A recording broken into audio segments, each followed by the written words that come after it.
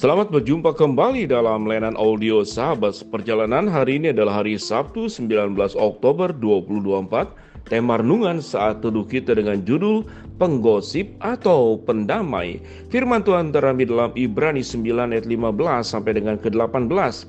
Karena itu ia adalah pengantara suatu perjanjian baru supaya mereka yang telah terpanggil dapat menerima bagian kekal yang dijanjikannya. Sebab ia telah mati untuk menebus pelanggaran-pelanggaran yang telah dilakukan selama perjanjian yang pertama. Sebab di mana ada wasiat, di situ harus diberitahukan tentang kematian pembuat wasiat itu. Karena suatu wasiat barulah sah kalau pembuat wasiat itu telah mati, sebab ia tidak berlaku selama pembuat wasiat itu masih hidup. Itulah sebabnya maka perjanjian yang pertama tidak disahkan tanpa darah. Mari kita berdoa. Bapa yang di dalam surga, kami ingin terus belajar dari kebenaran firman Allah. Tatkala kami berelasi, tatkala kami menjadi perantara, kami menjadi pendamai dan bukan penggosip atau pembawa keributan. Dalam nama Tuhan Yesus kami berdoa. Amin. Shalom sahabat perjalanan yang dikasihi Tuhan. Kalau berbicara tentang tema antara manusia dan manusia dengan Tuhan, itu berbicara tentang relasi. Sewaktu Tuhan menciptakan manusia, maka Tuhan sedang membangun sebuah relasi diri Allah dengan manusia yang diciptakannya. Dan manusia diciptakan oleh Allah untuk berelasi satu dengan yang lain. Sehingga tatkala Adam belum ada penolong, dijadikanlah Hawa sebagai penolong yang sepadan buat dia. Dan kedua manusia itu dipanggil juga untuk berelasi dengan alam yang dipercayakan oleh Tuhan untuk mengelola bumi dan seluruh isinya. Itu adalah relasi, dan di dalam relasi kita menjadi pengantara satu dengan yang lain. Maka siogianya Hawa menjadi pengantara antara Adam dan Tuhan, ataupun juga sama antara Hawa dan Tuhan. Dan mereka harus menjadi pribadi yang terus membawa di dalam relasi itu adalah relasi yang membawa sebuah kedamaian. Tetapi apa yang terjadi dari awal penciptaan, yaitu yang dibawa oleh Hawa justru bukanlah kedamaian, tapi adalah permasalahan, yaitu dengan menuruti suara yang bukan dari suara Tuhan. Apa kau boleh dikatakan memang iblis itu penipu, tapi boleh dikatakan iblis itu penggosip. Itu menggosipkan. Namanya gosip itu lebih banyak mengandung ketidakbenaran, mengandung kebohongan, dan kemudian cenderung menjadi sebuah penipuan. Apa yang dikatakan oleh iblis kita tahu dengan jelas. Kalau engkau makan buah pengetahuan baik dan jahat itu, engkau akan menjadi sama seperti Allah. Ini adalah menggosip. Apakah iblis tidak tahu bahwa kalau makan buah pengetahuan baik dan jahat itu akan mati? Sangat tahu. Apakah Adam dan Hawa tidak tahu kalau memakan buah pengetahuan baik dan jahat itu akan mati? Sangat tahu. Karena Tuhan sudah memberitahukannya kepada Adam dan Hawa. Dan iblis tahu hal itu. Lalu kemudian iblis datang menggosipkan sesuatu, menyampaikan sesuatu, memutarbalikkan kebenaran. Timbullah permasalahan, itu yang disebut dengan awal kejatuhan di dalam dosa. Sewaktu kita melihat setelah jatuh dalam dosa, maka kemudian Kristus menjadi pengantara suatu perjanjian baru. Perjanjian yang awal yang sudah diciptakan oleh Allah dengan manusia, dirusak oleh manusia dengan peran iblis sebagai yang kemudian dia menawarkan diri sebagai pengantara, tetapi sesungguhnya adalah sebagai perusak.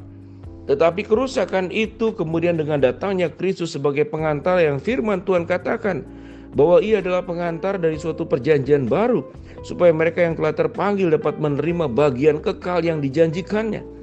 Bagian setelah relasi rusak adalah bagian kematian, dan Tuhan menggantikan yang disebut dengan bagian kekal yang dijanjikannya. Sebab ia telah mati untuk menebus segala pelanggaran-pelanggaran yang dilakukan selama perjanjian yang pertama. Relasi yang dibangun oleh Allah, yang namanya relasi yang terputus, itu kemudian menjadi sebuah relasi yang dalam kedamaian. Dengan cara bagaimana? Dengan cara Yesus mau mati untuk menebus pelanggaran-pelanggaran yang telah dilakukan selama perjanjian yang pertama, kemudian membangun sebuah perjanjian baru antara manusia yang berdosa dengan Tuhan melalui Kristus, antara manusia berdosa dengan Allah yang kudus di dalam ketritunggalannya. Kalau kita melihat di dalam proses ini, sahabat seperjalanan, kita pada saat yang sama bisa menjadi Hawa, memberikan sesuatu informasi yang sifatnya disinformasi, atau kita bisa berlaku seperti iblis, bukan kebenaran yang disampaikan tatkala berkomunikasi, berrelasi satu dengan yang lain, tetapi berita yang diputar balikan. Dan yang namanya gosip itu pasti ada yang dirugikan. Ada objek yang akan dikorbankan, itu pasti gosip. Kalau membicarakan tentang kebaikan, kelebihan, itu bukan gosip, itu namanya apresiasi. Itu namanya penghargaan. Saya bertemu dengan satu orang tertentu lalu berbicara dengan orang lain. Dia sekarang sudah maju, kita bersyukur. Wajar saja dia maju, wajar saja dia sukses karena dia seorang pekerja keras. Dia seorang yang jujur, dia seorang yang berintegritas, dia seorang yang berkomitmen. Kalau diberikan kepercayaan, dia jalankan tugas dengan baik-baik. Itu bukan gosip. Itu namanya mengapresiasi dan belajar dari kelebihan orang lain. Tetapi kalau yang namanya gosip, tujuannya memang merugikan. Tujuannya memang untuk menghancurkan orang lain dalam kadar-kadar yang bisa berbeda satu dengan yang lain. Itu tujuan gosip.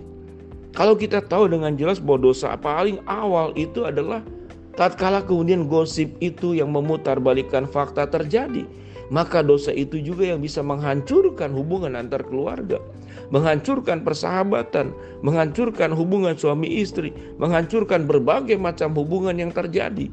Sehingga tatkala kita berkata-kata, kita berelasi, kita berkomunikasi, kita tinggal memilih apakah kita mau menjadi seorang penggosip atau pendamai. Kalau seorang pendamai itu akan lebih banyak berbicara tentang kelebihan orang lain, lebih banyak berbicara yang kemudian memberikan dampak positif, menyampaikan percakapan, pembicaraan yang kemudian yang tadinya sebuah relasi itu terpisah, tercerai, menjadi bersatu kembali, yang tadinya retak kemudian disatukan kembali. Maka tidak ada cara lain selain dalam setiap relasi yang kita lakukan, misi kita adalah misi membawa damai, bukan misi membawa gosip, bukan mempercakapkan tentang kekurangan orang lain, yang kadang-kadang bukan itu kekurangan orang lain, tapi kita buat seakan-akan orang itu kurang, orang itu bermasalah, orang itu harus dihindari, orang itu supaya tidak disukai, orang itu kemudian supaya celaka, orang tersebut supaya mengalami kerugian. Betapa jahatnya hati yang seperti demikian. Sahabat seperjalanan mungkin pernah punya pengalaman bagaimana hidupmu digosipkan dan engkau dirugikan dari ucapan-ucapan gosip dari pihak lain. Kalau kita menjadi anak Tuhan, kita sudah belajar kalau Kristus adalah pengantara suatu perjanjian baru yang terpanggil supaya kita mendapatkan hidup kekal yang dijanjikannya untuk menembus segala pelanggaran-pelanggaran kita, agar kita memberikan wasiat. Yang namanya wasiat, saudara-saudara, yang namanya kemudian itu adalah warisan, atau wasiat itu semacam sebuah perjanjian mewariskan perkara-perkara yang indah. Itu akan diberikan kepada setiap kita masing-masing. Sahabat seperjalanan, marilah kita belajar. Kita akan memilih menjadi penggosip atau menjadi pendamai. Kita akan memilih menjadi orang yang membawa kebaikan atau membawa kehancuran di dalam setiap relasi yang ada. Biarlah dengan hati yang dengan penuh kerendahan hati di hadapan Tuhan dan berdoa, Tuhan jadikan saya menjadi orang yang menjadi membawa damai, bukan membawa gosip, bukan membawa percakapan yang merugikan dan menghancurkan orang lain. Mari kita berdoa. Bapa dalam surga, terima kasih buat kebenaran firman Allah yang kami pelajari. Hamba-Mu berdoa supaya kami semua menjadi pembawa damai, bukan penggosip. Hamba-Mu berdoa buat sahabat seperjalanan yang sakit, Tuhan jamah sembuhkan. Sahabat seperjalanan yang sedang menghadapi masalah, Tuhan bukakan jalan. Sahabat seperjalanan yang sedang berdoa mengharapkan sesuatu, Tuhan kabulkan dengan cara dan waktu Tuhan yang terbaik. Di dalam nama Tuhan Yesus kami berdoa. Amin. Shalom, Tuhan memberkati kita semua.